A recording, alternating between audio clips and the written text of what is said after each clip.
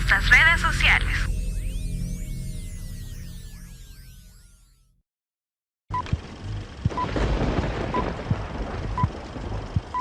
A continuación, palabra de Dios. Mis estimados hermanos, vamos a escudriñar la palabra de nuestro Dios. Quiero invitarle a que abra su Biblia, por favor, en la primera carta a los Corintios, en el capítulo 2. Vamos a leer versículo 6 y versículo 7. Hasta el versículo 8, perdón, del 6 al 8 de la primera carta o la primera epístola a los Corintios, capítulo 2, versículo del 6 al 8. Cuando lo encontremos puestos en pie, le damos lectura a la palabra de nuestro Dios. Capítulo 2, versículos del 6 al 8. Unos versículos muy interesantes. Espero que juntos podamos meditarlos, podamos aprender más de nuestro Dios y de nuestra relación para con Él. ¿Lo tenemos, hermanos? Amén. Lo leemos y dice la palabra de nuestro Dios juntos.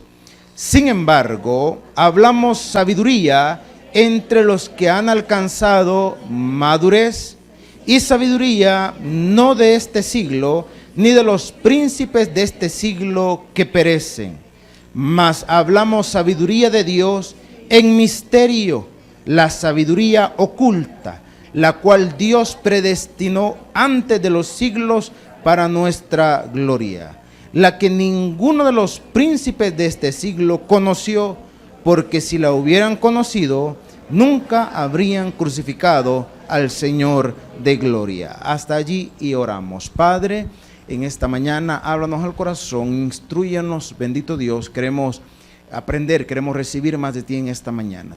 Que el momento de retirarnos lo hagamos de manera distinta de cómo hemos llegado. Te lo suplicamos en el nombre de Jesús. Amén y amén. Podemos tomar otros asientos, mis estimados hermanos.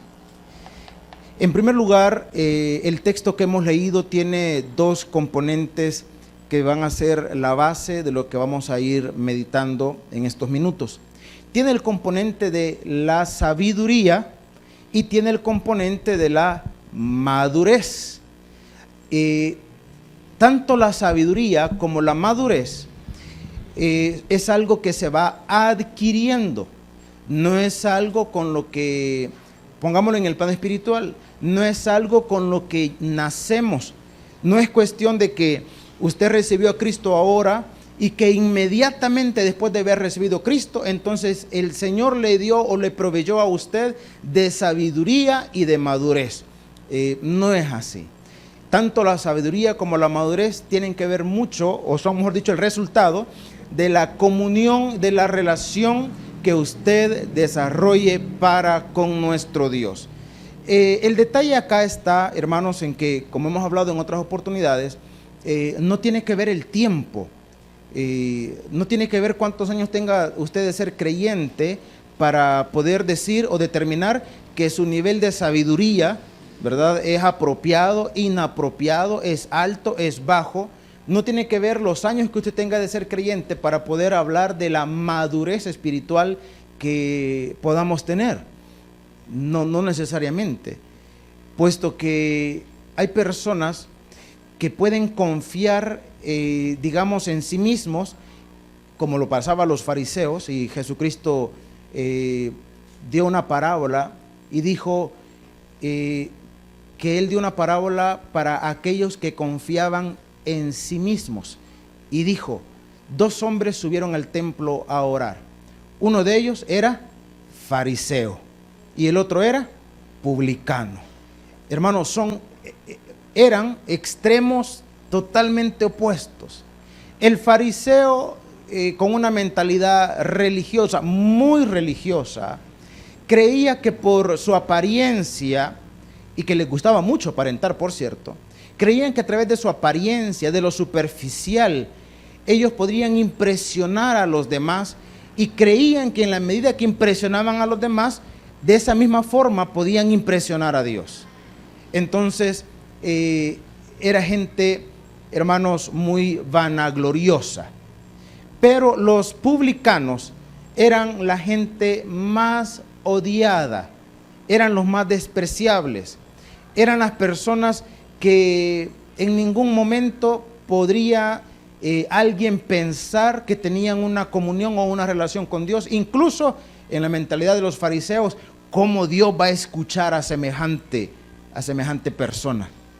Entonces, el fariseo, mientras oraba, el Señor dijo, oraba consigo mismo y decía: Señor, gracias, porque no soy como los demás hombres, avaros, codiciosos, adúlteros. Gracias porque no soy como los demás.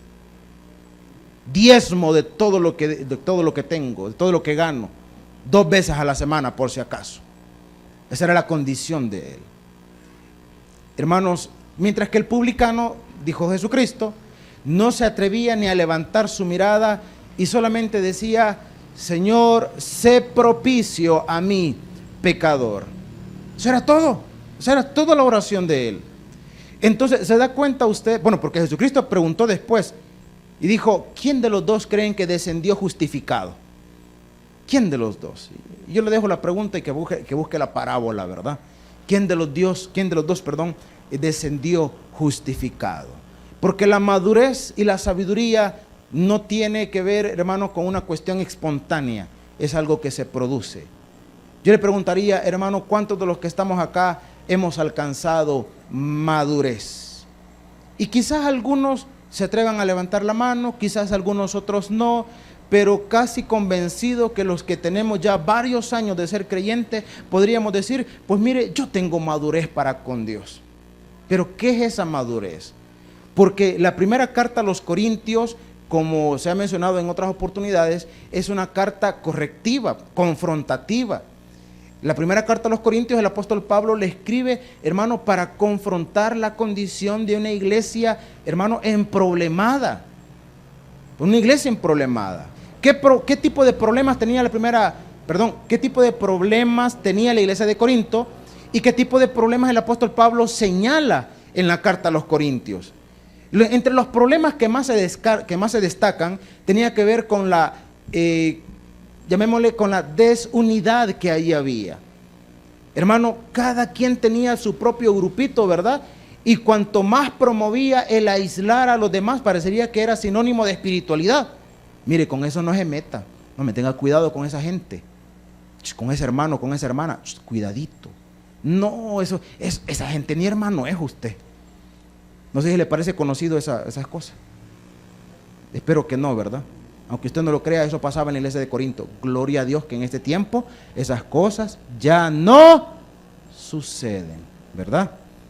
Entonces, el apóstol Pablo confronta esa situación.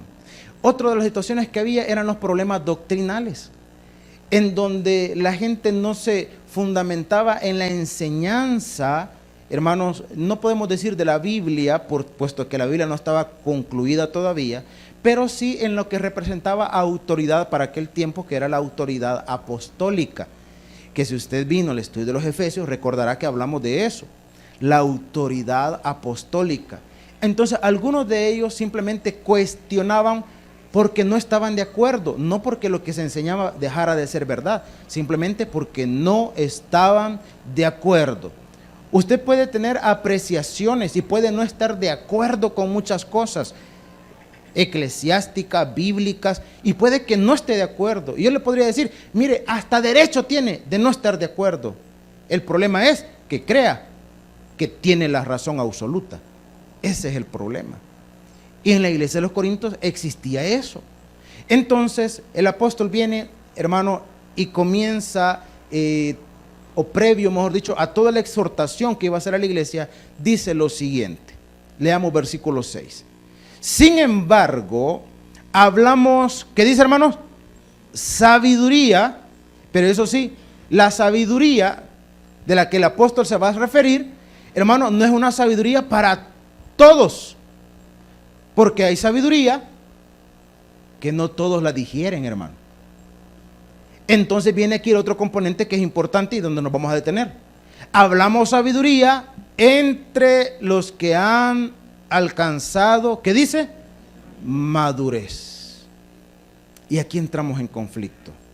¿Por qué entramos en conflicto acá? porque, hermano, no todos, hermano, han o hemos alcanzado madurez o una madurez tal en donde pongamos a Dios, hermano, primordialmente y le permitamos a Él obrar o gobernar nuestra vida. ¿Por qué mencionamos, por qué decimos esto? Es tan sencillo. El apóstol Pablo también, ¿verdad?, exhorta y dice, miren, yo quise hablarlos como espirituales, no como carnales, pero no puedo hablarles como espirituales. Y hacemos otra vez la reflexión. ¿Cuántos de los que estamos aquí somos espirituales?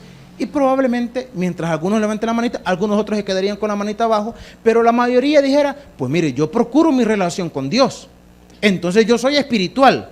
Y el apóstol confronta y dice, ¿sois espirituales? Cuando oigo, dice el apóstol, que entre vosotros hay disensiones, cuando oigo que entre vosotros hay celos, hay envidias, hay contiendas, ¿sois espirituales? Dice el apóstol. Y entonces es donde uno se hace su propio examen, ¿verdad? ¿Qué tan espiritual puedo ser o qué tanta madurez tengo cuando la condición de los demás me afecta en mi vida espiritual o en mi relación con Dios?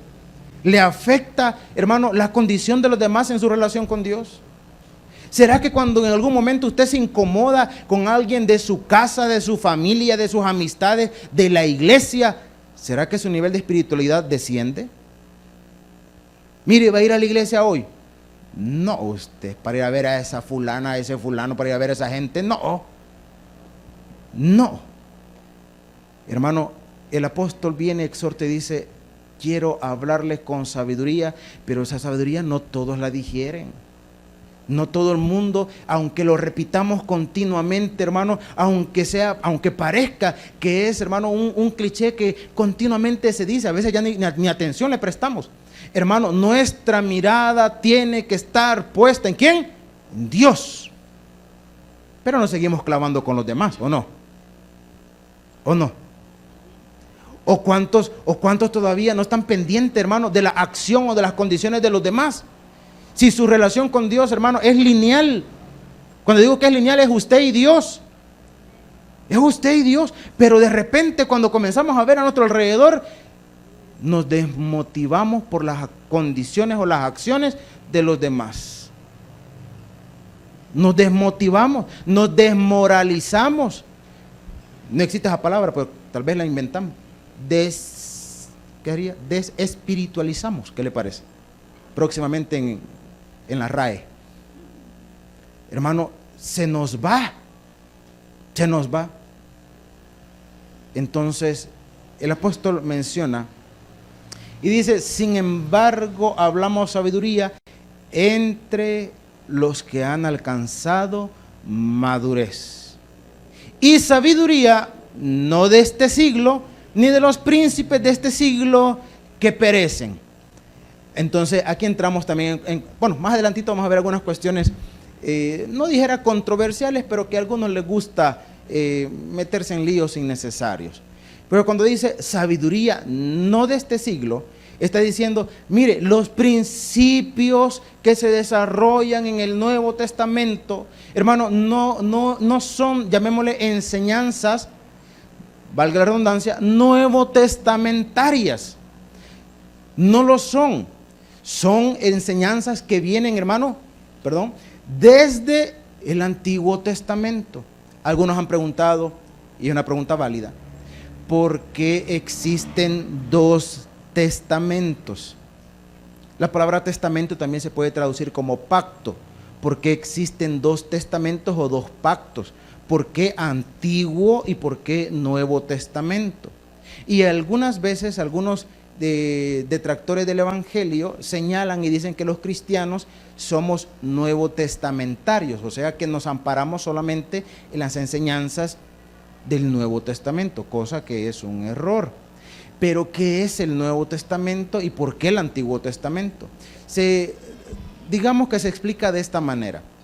El Antiguo Testamento, hermano, era solamente una parte de lo que Dios estaba revelando y que iba a ser completamente revelada en el Nuevo Testamento. O sea que el Nuevo Testamento es la luz hermano, que el Antiguo Testamento no es que no tenía, sino que no se podía, digamos, revelar completamente.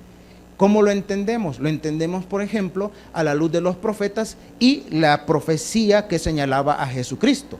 Isaías, por ejemplo, menciona y dice que la Virgen iba a concebir y que el que iba a concebir iba a ser Emmanuel, estoy parafraseando, iba a ser Emmanuel, Dios con nosotros. Y su nombre, dice, será príncipe de paz, consejero, Dios fuerte, pero nadie veía, hermano, la condición del Mesías, solamente la profecía estaba. ¿Cuándo iba a ser? No sabía. ¿Cuándo se manifiesta o dónde se manifiesta? En el Nuevo Testamento. Ahora, alguien viene y lee aquello y dice, mire, ¿de qué me está hablando? Vaya a ser el Nuevo, que allá se lo explica. Allá se lo explica. En el Antiguo Testamento se hablaba, hermano, de 3 oficios que se consideraban que eran dados de parte de Dios directamente. Tenían que ver con el profeta, con el sacerdote y con el rey. El rey era ungido, el sacerdote era ungido, el profeta era ungido. Pero estos 3 oficios que representaban, hermano, o eran la representación de Dios en la tierra, se cumplen en Jesucristo. Él es rey, profeta y sacerdote. Usted dice, ¿y dónde dice eso? Tiene que leer Hebreos, hermano. Ahí está. Entonces, el Antiguo Testamento, hermano, era la sombra de lo que había de venir.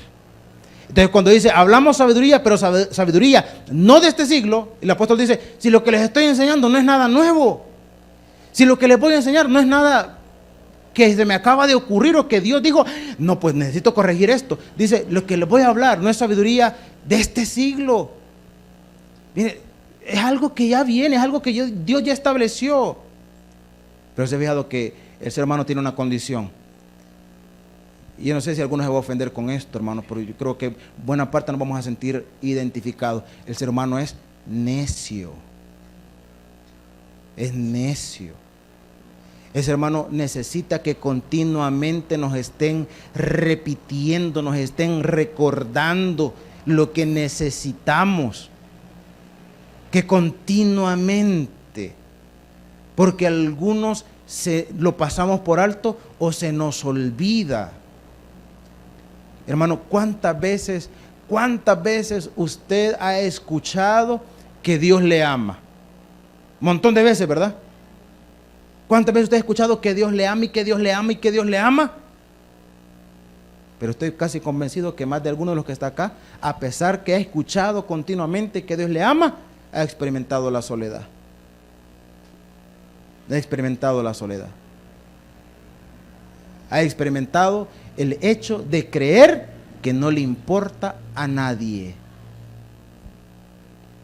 Que no le importa a nadie. Y se le olvida que Dios le ama. Y se le olvida eso. ¿Cuántas veces se ha sentido, hermano, que en algún momento no tiene apoyo ni ayuda de nadie? Y Dios ha dicho que va a estar con nosotros, ¿cuánto? Todos los días, hasta el fin. Y algunos siguen creyendo que están, hermano, en una condición de desamparo. Y Dios lo ha dicho, y Dios lo ha prometido. Y no es algo que Jesucristo estableció en el Nuevo Testamento. Ya en el Antiguo Testamento, hermano, Dios lo había establecido, pero, repito, pero se nos olvida, somos olvidadizos y somos necios también.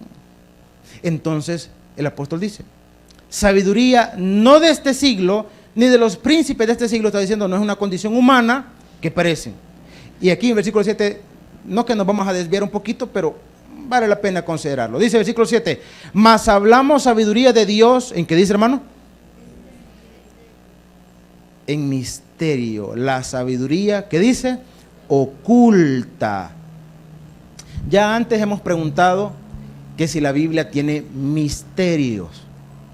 Y cuando se hace esa pregunta, si la Biblia tiene misterios, no vamos al sensacionalismo. En el sensacionalismo pretenden proyectar que la Biblia tiene mensajes ocultos. que hay que decodificar ese mensaje. Quizás algo que generó una influencia muy grande, fue una dichosa película, la película del Código Da Vinci, que por cierto, muchos cuestionaban qué tanta veracidad tenía esa producción. Y pues la producción no es más que una novela literaria, valga la aclaración, una novela literaria llevada a la pantalla grande. Es ficción, en otras palabras, es ficción. Y el mismo autor del libro estableció que era ficción. Pero como el ser humano tiene esa atracción por las cosas ocultas, el ser humano tiene esa atracción por lo misterioso, el ser humano tiene esa atracción sensacionalista, entonces generó mucho revuelo, ¿verdad? Que sí, en la Biblia hay mensajes ocultos que hay que decodificarlos y no sé qué y no sé cuánto. Eso en ese plano. Pero también surgieron algunos, entre comillas, estudiosos de la Biblia que comenzaron a jugar con algo que se llama numerología. La numerología es cuando comienzan a buscarle significado a los números y a tratar de hacer encajar criterios humanos en ciertos aspectos, como por ejemplo, ¿verdad? Como por ejemplo, mire que el 7, y que el 7 es el número de Dios, y que el 6 es el número, por cierto que en la numerología, para los que les gusta esa cosa, el 6 no es el número del diablo, el 6 es el número del hombre. El 6 es el número del hombre, dicen que el 7 es el número de Dios, que el 8 es el número de la perfección, el 12 de la totalidad o de la plenitud, y comienzan a jugar con todas esas cosas, con todo eso. Mire que las 12 tribus de Israel, que los 12 apóstoles, ¿verdad? Que no sé qué, comienzan a jugar con esas cosas. Entonces, y dicen, no, pues, mire, la Biblia sí tiene secreto, sí tiene misterio. Hermano, un misterio, y lo hemos hablado anteriormente, un misterio no es algo, llamémosle, en una condición sensacionalista, ¿verdad? Algo que hay que descubrir. Un misterio es algo, en el Nuevo Testamento y en la Biblia, un misterio es algo que no había sido revelado, pero que ahora ya ha sido revelado. ¿Qué es lo que antes no había sido revelado y que ahora ya ha sido revelado? Hermano, era el plan de Dios para los gentiles. Ahora, no es que eso no existía antes, no es que Dios, hermano, vino y en alguna forma se lo sacó de la manga para el Nuevo Testamento, no. Yo no sé si usted vino a ese culto, y si no, pues para que lo podamos recordar, lo podamos entender. Cuando hablamos, hermano, de aquella oportunidad donde Jesucristo entró al templo y volcó las bancas, ¿recuerda esa porción de la palabra? ¿Recuerda cuál fue la expresión de Jesucristo? Les dijo, vosotros habéis hecho de la casa de mi padre casa de ladrones. Casa de ladrones, les dijo. Y siempre la interpretación básica de eso, ¿qué es, hermano?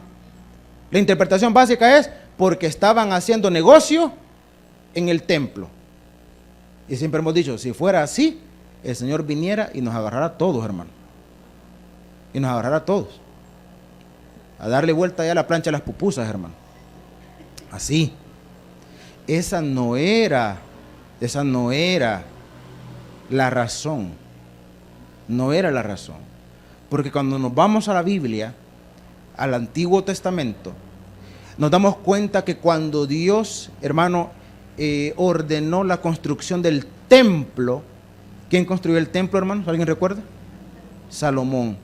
Cuando construyó el templo, cuando se hizo la dedicatoria del templo, cuando comenzó Salomón también a declarar al pueblo el pensamiento de Dios, y dijo, cuando no haya lluvia, vengan a este templo, oren y Dios les va a dar la lluvia.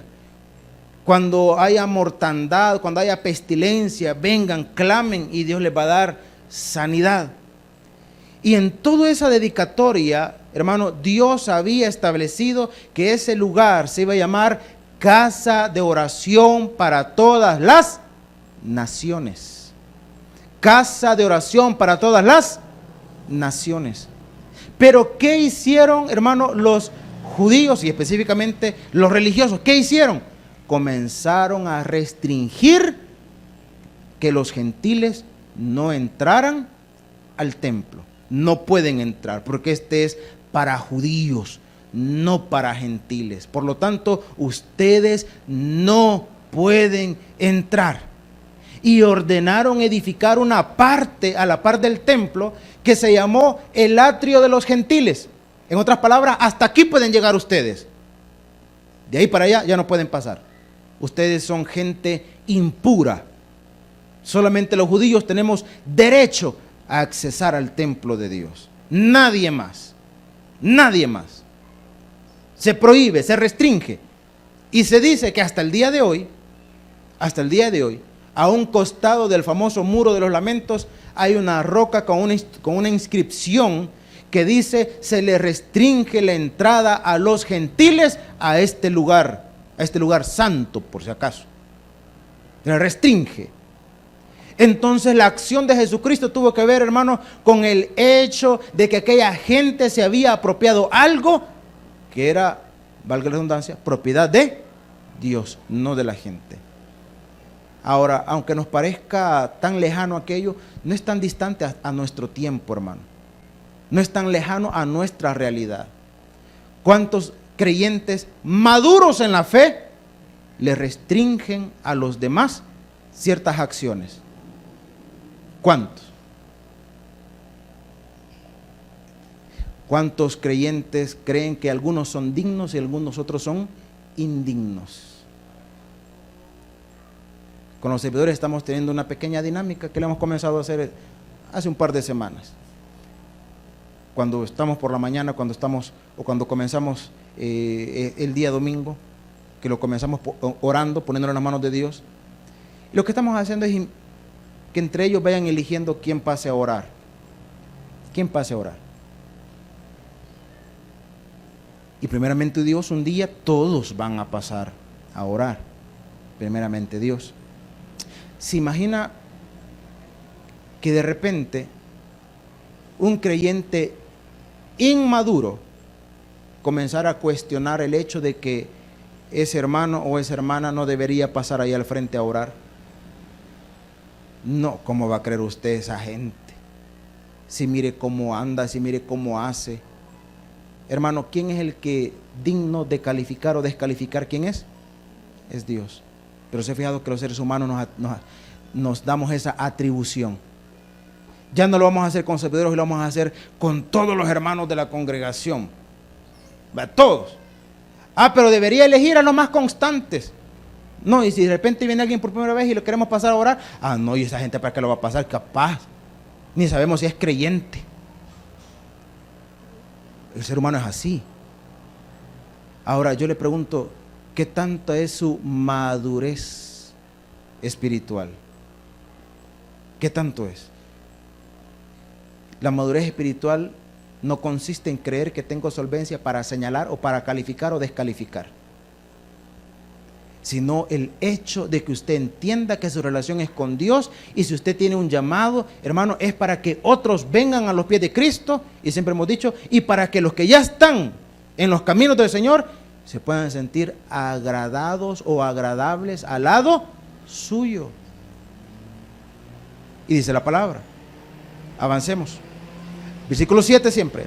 Mas hablamos sabiduría de Dios en misterio, la sabiduría oculta en el Antiguo Testamento, mas declarada en el Nuevo.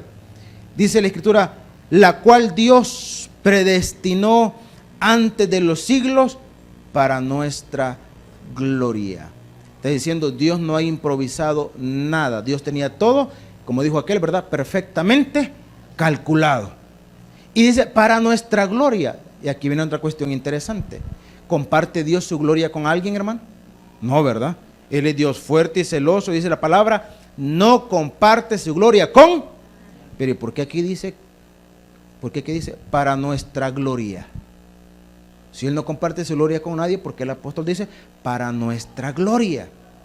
¿A qué se está refiriendo? Hermano, el mensaje supremo de Dios siempre fue y siempre ha sido la salvación. Siempre, siempre. Entonces cuando dice para nuestra gloria, No está hablando que nos va a poner o que nos pone en una condición igual a la de Dios, a la gloria de Dios, sino más bien, hermano, al hecho de ser partícipes de la gloria de Dios. ¿A través de qué? Del perdón de nuestros pecados. ¿Y quiénes tienen acceso a esa gloria? Todo aquel que reconozca que Jesucristo es el Señor. ¿Y quién le puede poner restricción a eso? Absolutamente nadie. Absolutamente nadie. Ni Dios mismo, hermano. Porque Él dice que no quiere que nadie se pierda.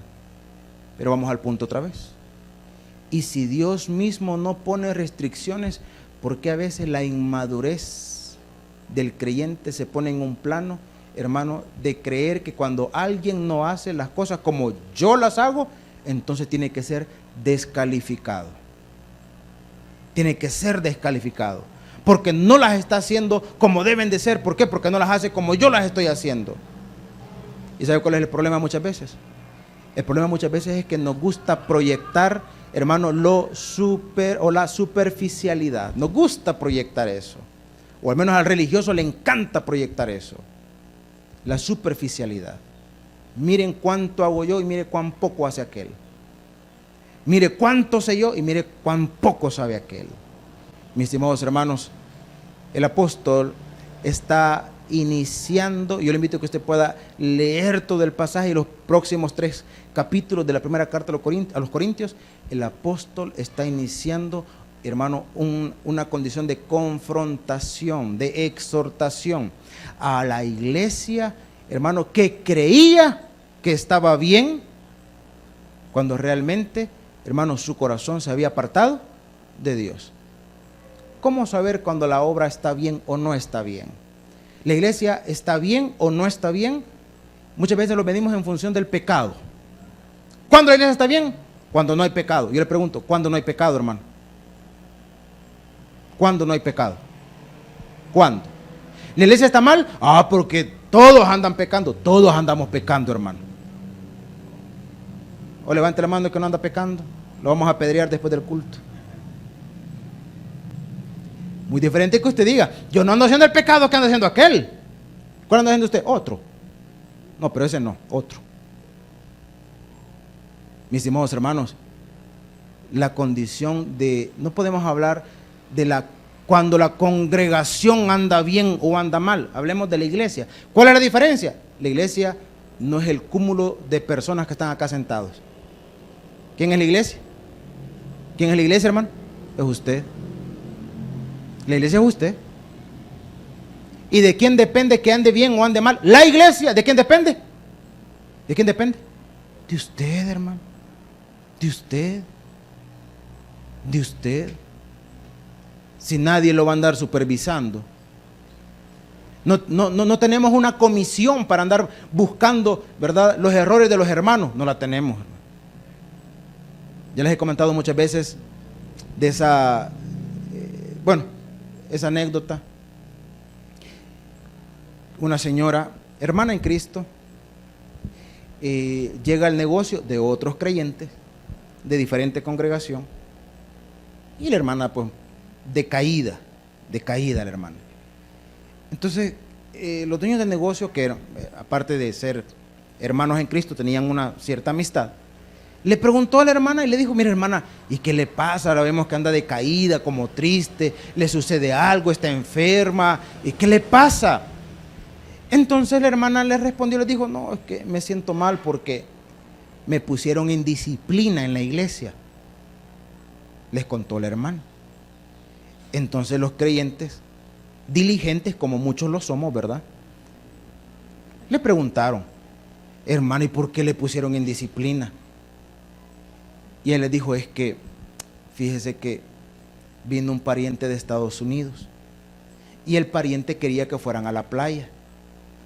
Entonces, pues la hermana accedió a ir con su pariente a la playa y fueron a la playa. Y allá en la playa andaba un diácono de la iglesia que la vio a ella en semejante condición de mundanalidad y vino a la iglesia y dijo, la hermana fulana andaba en la playa, semejante carnal. Entonces confrontaron a la hermana y le dijeron, hermana, ¿es cierto que esto es esto? Y la hermana dijo, sí, es cierto. Disciplina. Entonces los hermanos, quizás la hermana había pasado por alto esa situación, ¿verdad? Entonces los hermanos que escuchaban el chambre, estaban en la conversación, le dijeron, o sea que un diácono la vio. Sí, un diácono me vio que andaba ahí. ¿Y qué andaba haciendo el diácono ahí? ¿O será que la iglesia tenía una comisión para pescar hermanos en pecado? Armamos una, hermano. ¿Alguien se ofrece? Vamos a mandar de lugar en lugar, ¿verdad? Mire, fíjate que yo vi a fulano de tal en tal parte. ¿Y usted qué estaba haciendo? Buscando pecadores para orar por ellos.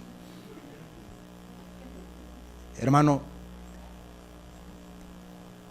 la iglesia, que es usted, anda bien o mal dependiendo de usted, no de los demás, porque su relación con Dios es lineal. El apóstol repito, está iniciando esa exhortación haciéndoles ver esto. Señores, lo que yo les voy a hablar no es nada nuevo.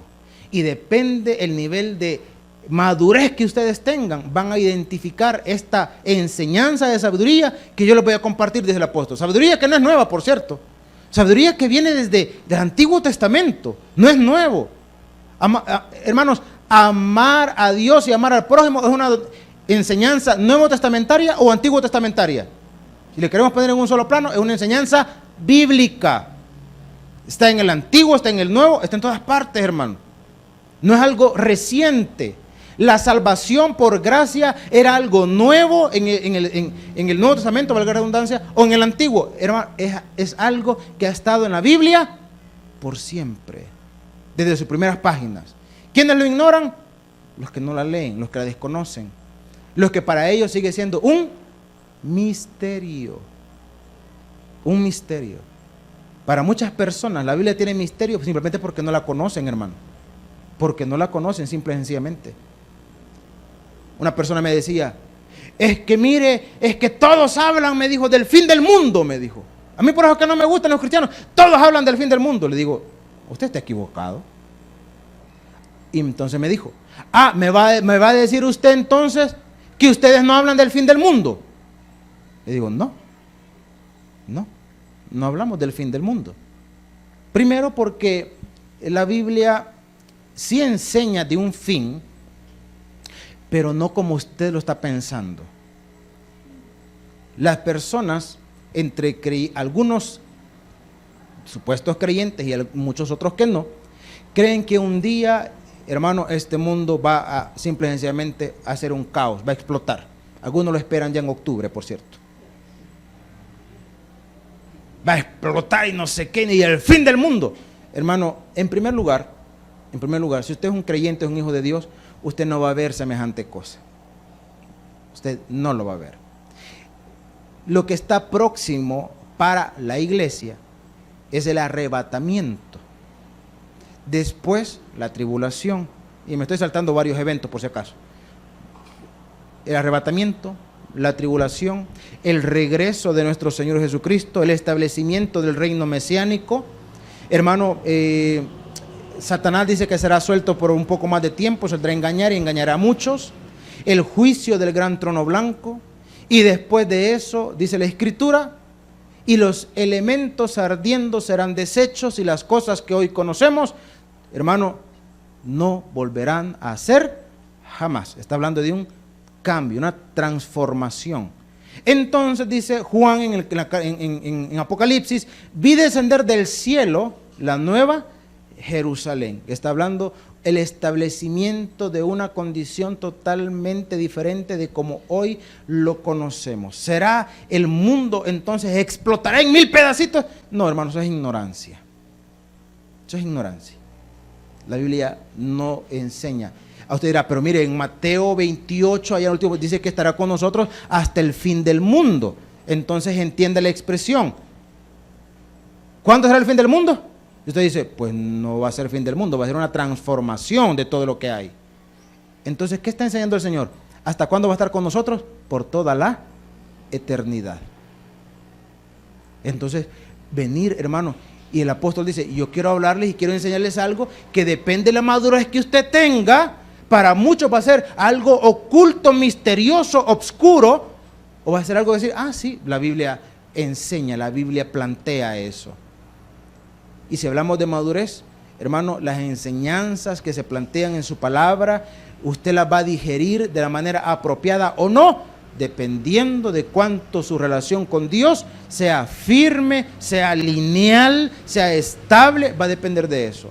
Por eso es que el apóstol posteriormente planteó y dijo, el hombre natural no puede discernir las cosas del Espíritu, porque las cosas del Espíritu se disciernen, ¿cómo?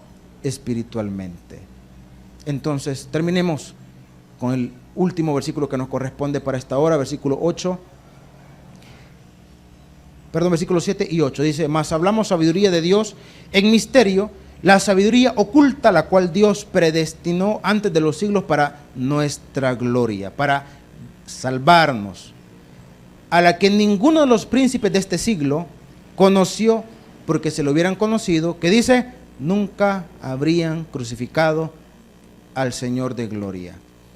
El apóstol hace una referencia y dice, miren, la enseñanza, ojo, está hablando de toda la exhortación que les va a dar después de este capítulo.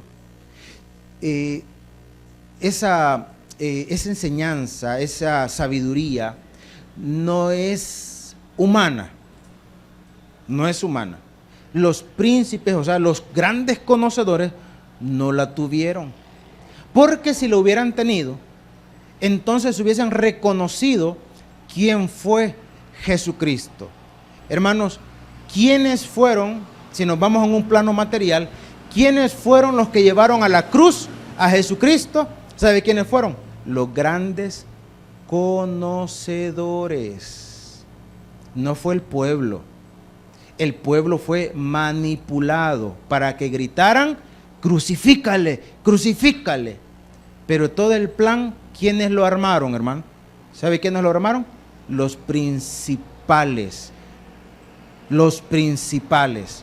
Ellos armaron el plan. Los principales.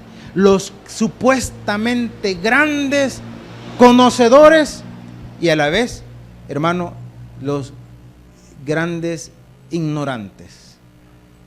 Porque a pesar que creían que sabían tanto, al final de todo lo ignoraban, hermano, todo lo que el Señor, como dicho, todo lo que la profecía decía acerca de nuestro Señor. Y si ellos lo hubiesen conocido, entonces lo hubiesen glorificado. Hay algo que el judío esperaba en aquel tiempo. Lo que el judío esperaba en aquel tiempo era que se manifestara el Mesías y que el Mesías inmediatamente estableciera su reino. Isaías lo plantea así. La forma más simpática, por decirlo así, que tenemos para conocer eso, son las revistas de los señores de más arribita, porque lo plantean bien bonito, porque ellos hablan de un reino. La Biblia habla de un reino donde el niño, dice, jugará en la cueva de un áspid, en donde el león y el cordero pastarán juntos, un reino maravilloso. Y usted dirá, ¿ese reino es real o no? Ese reino es el que esperaban los judíos. Ese reino es el que seremos partícipes en el reino milenial de Cristo o el reino mesiánico. Si ellos hubiesen reconocido a Jesús, ese reino, hermano, se hubiese establecido. Pero como lo despreciaron, pero como desconocieron o ignoraron todo lo que la palabra decía acerca de él, que sigue siendo algo similar a nuestro tiempo. La Biblia dice, porque muchos profesando ser sabios se volvieron necios. Algunas veces nosotros nos envolvemos, hermano, en tantas situaciones motivadas por nuestra humanidad que nos olvidamos no quitar la mirada de nuestro Dios, que comenzamos a actuar conforme a nuestro criterio en lugar de actuar y vivir conforme a lo que la palabra enseña, y creer que el estándar de un creyente, hermano, es mi propio estándar. Si anda peor que yo, entonces es un condenado, ¿verdad? Si anda mejor que yo, pues es un farsante, tiene que andar igual que yo. Hermano, nuestra condición es para con Dios La sabiduría, la madurez que usted debe procurar es a través de su palabra, a través de la enseñanza, hermano, de su palabra, y digerirla va a depender de usted. Va a depender de usted. La palabra está escrita, el mensaje es predicado, usted retenga, hermano, llamémoslo de esta manera, los nutrientes que usted necesita. El apóstol Pablo dijo, escuchadlo todo, retened lo bueno, lo demás deséchelo, pero depende de usted. Para algunos siempre será, ahí están hablando, o ahí me está tirando. Va a depender de usted.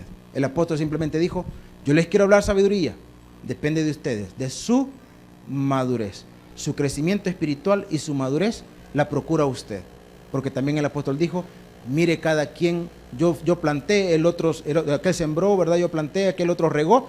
Después de eso, mire cada quien cómo sobre edifica. Procure la sabiduría y procure la madurez espiritual. De lo demás, no se preocupe, de lo demás se encargará nuestro Dios. Den un fuerte aplauso a nuestro Padre Celestial. Vamos a orar en esta hora. Padre, buen Señor, gracias por tu palabra, a través de ella.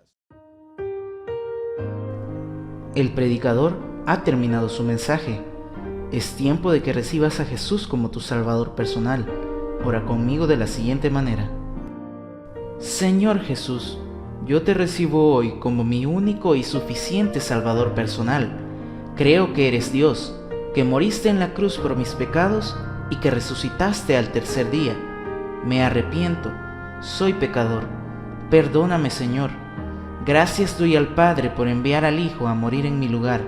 Gracias, Jesús, por salvar mi alma hoy en Cristo Jesús, mi Salvador. Amén. Bienvenido a la familia de Dios. Ahora te invitamos a que crezcas en el conocimiento de las Escrituras. Congrégate con nosotros. Estamos ubicados en kilómetro 6,5, carretera a Los Planes de Renderos.